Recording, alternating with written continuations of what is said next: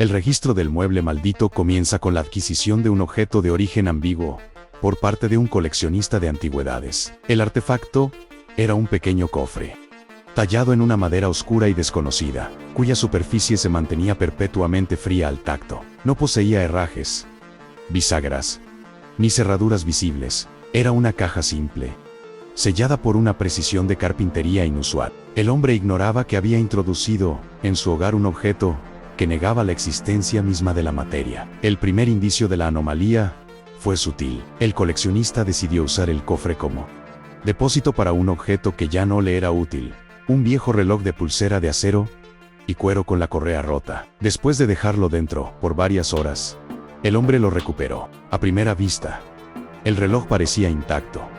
Sin embargo, al tomarlo, el objeto carecía de su peso original, como si hubiera sido vaciado. La prueba de la anomalía se reveló al intentar manipularlo. Al aplicar la menor presión, el metal se desintegró con un sonido seco, y la correa de cuero se deshizo en fibras leñosas y oscuras. El reloj no se había oxidado ni descompuesto, sino que había sido reemplazado a nivel molecular. El cofre había impuesto su propia forma de ser a la materia ajena. El examen de los restos demostró un hecho aterrador.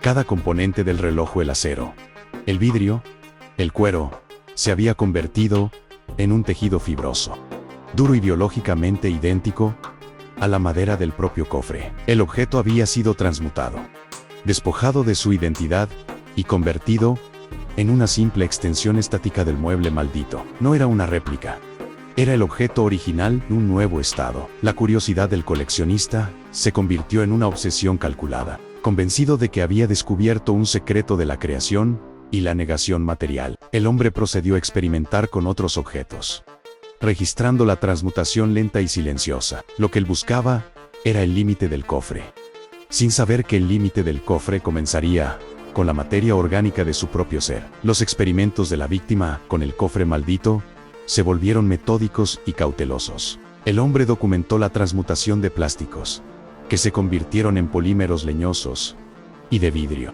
que se hizo una sustancia dura y fibrosa. La anomalía era precisa. La madera del cofre no duplicaba, simplemente reemplazaba la complejidad de cualquier material por su propia simplicidad celular, inerte. El artefacto estaba afirmando que la forma más básica y muerta de la materia era la única verdad. El error fatal que condujo a la tragedia ocurrió durante una tarde de catalogación. El hombre, por un descuido momentáneo, sufrió un pequeño corte en la punta de su dedo pulgar. Al intentar detener la hemorragia de forma instintiva, la víctima presionó la herida directamente contra la superficie del cofre, buscando un apoyo. Aunque el contacto duró apenas unos segundos, fue suficiente. La madera oscura había establecido un vector de contacto biológico. El informe no oficial sobre la víctima registra una observación aterradora. Una mancha minúscula, dura y oscura apareció en la punta de su pulgar. No era suciedad o un hematoma, sino un endurecimiento progresivo de la piel, que rápidamente tomó la textura áspera y el color de la madera del cofre. La anomalía de transmutación se había volcado hacia la materia viva, iniciando su proceso silencioso de conversión biológica. La condena de la transmutación silenciosa había comenzado. Capítulo 1. La primera beta. El hombre observó con creciente horror cómo la mancha oscura en su pulgar se expandía con una lentitud implacable. No había dolor inicial, solo una sensación de frialdad y rigidez que reemplazaba el calor y la flexibilidad del tejido vivo. La piel, ahora transformada, poseía la textura y el patrón de la madera fibrosa y vieja. Era la primera beta de su propia condena. La víctima intentó medidas desesperadas. Buscó ayuda médica, pero ningún doctor podía clasificar la condición. Los análisis de biopsia revelaban que el tejido era orgánico, pero su composición celular era la de la celulosa de árbol muerta, idéntica a la madera del cofre. El tejido humano se estaba reescribiendo a sí mismo. Al comprender que la ciencia no tenía respuestas, el hombre dirigió su atención al cofre maldito. Intentó destruirlo, golpeándolo con un martillo, pero el metal rebotaba sin dejar marca, mientras que el área golpeada en el cofre emitía un sonido sordo y resonante, casi como un gemido silencioso. La transmutación era lenta, pero constante. En el transcurso de una semana, La madera había cubierto la punta de su pulgar, extendiéndose hacia la palma. El hombre ya no podía doblar la articulación afectada, y el tejido muerto y duro comenzó a interferir con el flujo sanguíneo. El proceso causaba un dolor sordo y profundo, no por la madera en sí, sino por la expulsión violenta de la vida. El cuerpo luchaba por mantener su composición, pero la transmutación lo obligaba a ser simple, a ser inerte. El coleccionista entendió que el cofre no era un simple artefacto, era una entidad anómala que imponía su propia forma de existencia. Se teorizó que el mueble estaba consumiendo la vitalidad del tejido humano para perpetuar su propia existencia de materia muerta. En un intento desesperado de contener la infección, el hombre intentó cortar el tejido afectado con herramientas quirúrgicas. El metal simplemente se desafiló contra la superficie dura y leñosa, y el intento solo logró que la zona de transmutación se inflamara con un color rojizo antes de endurecer aún más. La mano derecha de la víctima se estaba convirtiendo en una prótesis inerte y natural, un fragmento de mueble pegado a su cuerpo. El horror ya no era conceptual, era físico y visible. El hombre se estaba convirtiendo en una pieza de su propia colección de antigüedades. El terror de la transmutación era su silencio y su inevitabilidad. El hombre sabía que si no encontraba una forma de revertir o detener la anomalía, su cuerpo entero se convertiría en un monumento de madera inerte. El siguiente capítulo explorará el descubrimiento de un posible antídoto anómalo y la terrible verdad sobre el origen del cofre maldito. Capítulo 2. El origen de la forma muerta.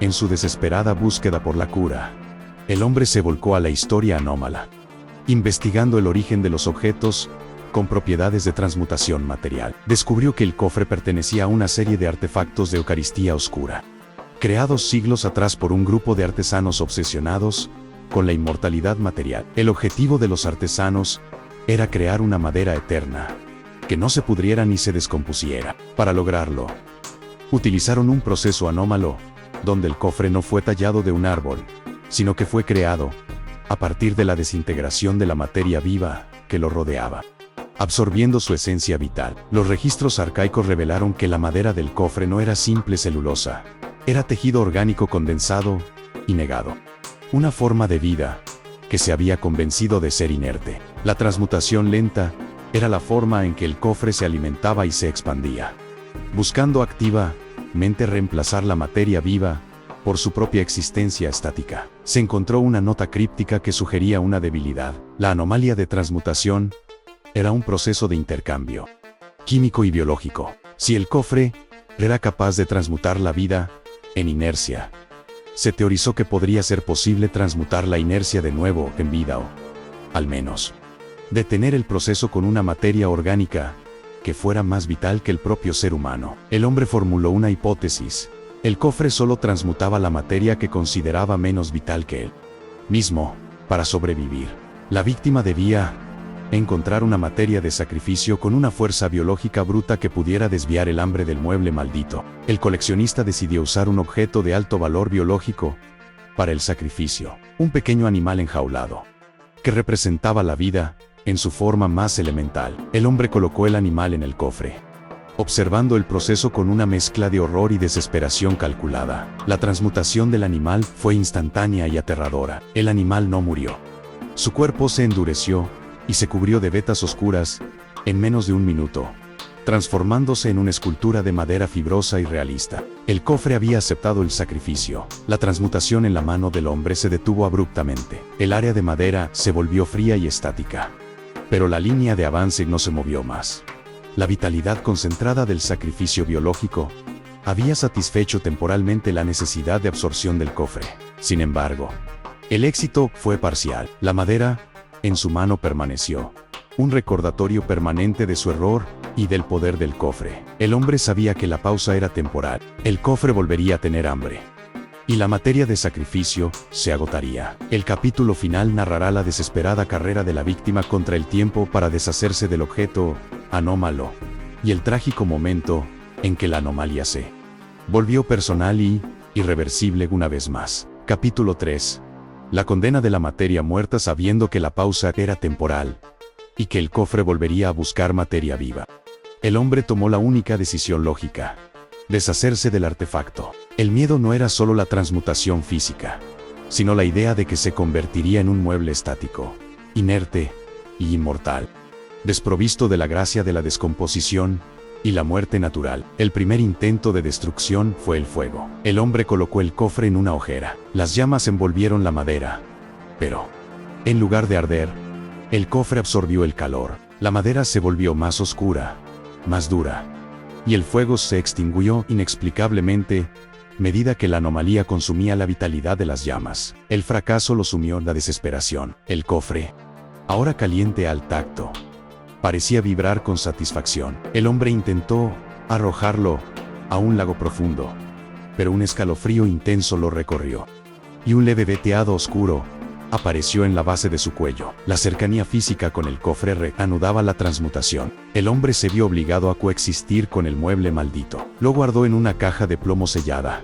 lejos del contacto, en un intento de contener su voraz apetito biológico. Pero la transmutación no necesitaba contacto directo para reanudarse. El proceso se reinició en la mano de la víctima. Las vetas oscuras comenzaron a expandirse lentamente desde la muñeca hacia el antebrazo. El dolor regresó, un dolor profundo y óseo, causado por el reemplazo lento de la médula y los vasos sanguíneos por tejido leñoso. El hombre perdió el movimiento en los dedos y el antebrazo, que se convirtieron en un apéndice de madera oscura y nudosa. El horror de su existencia se hizo insoportable. Estaba convirtiéndose en una estatua viva, un ser atrapado en la inercia de la materia muerta. En los últimos días registrados, el hombre fue visto caminando lentamente, con el cofre de plomo colgado de su hombro, el único lugar donde la transmutación parecía avanzar más lento. Él buscaba desesperadamente una manera de deshacer la simplicidad que el cofre le imponía. La transmutación alcanzó su pecho. La piel se endureció, y el ritmo cardíaco se hizo lento, amortiguado por la madera que reemplazaba el músculo. El hombre entendió que la condena de la materia muerta no era la muerte, sino la inmortalidad inerte. Estaría consciente dentro de una cáscara de madera por toda la eternidad. El final de la víctima fue descubierto por la policía que investigaba su desaparición. Encontraron el cofre en el centro de su sala de estar. A su lado, no había un cuerpo, sino una figura de madera oscura sentada en una silla, idéntica a él, con los ojos de madera fijos en el cofre. El informe concluyó que la transmutación fue total. El hombre había completado su condena, transformándose en una obra de arte anómala. Una figura de madera que ahora era un mueble más en la sala. El cofre había afirmado su dominio sobre la existencia. Capítulo 4. El legado inerte. El descubrimiento de la figura de madera y el cofre selló el caso como uno de los eventos de transmutación biológica anómala más completos. El cuerpo de la víctima se había convertido en una réplica perfecta de madera oscura, conservando su postura final, una expresión de resignación grabada en las vetas. Los expertos que estudiaron la figura confirmaron que su composición era idéntica a la del cofre. Tejido orgánico de alta densidad, transmutado. El hombre no era una estatua, era una extensión inerte y permanente del propio mueble maldito. Una simplicidad forzada. El cofre, por su parte, se encontró en un estado de latencia. Al haber completado la transmutación de una masa biológica tan grande, su apetito se había saciado temporalmente. Sin embargo, se detectó una firma energética constante que sugería un consumo lento, una digestión de la vida que acababa de absorber. Se registraron anomalías sutiles en la casa del coleccionista. Los objetos de madera cercanos al cofre parecían más duros y oscuros de lo normal. Los investigadores teorizaron que el cofre emitía un campo de anulación biológica que intentaba imponer la inercia a su entorno. El legado inerte de la víctima era aterrador.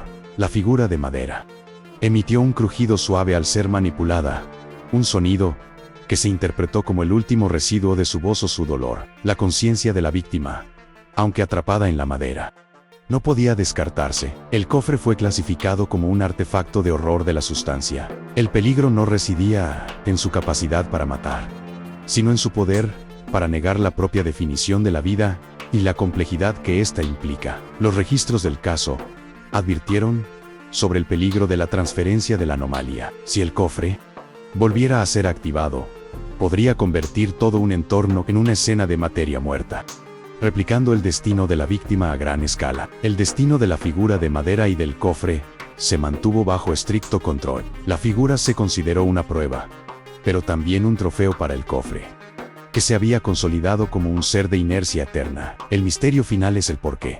Porque el cofre buscaba la simplicidad de la madera.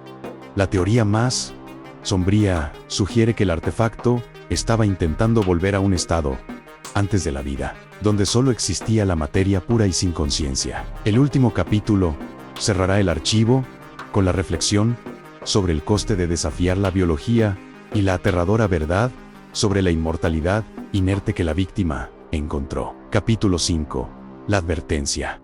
Del leño. El caso del mueble maldito no es solo la historia de un objeto anómalo, es el estudio de la fatalidad de la ambición humana por encontrar la estabilidad. La víctima buscó poseer un secreto inerte.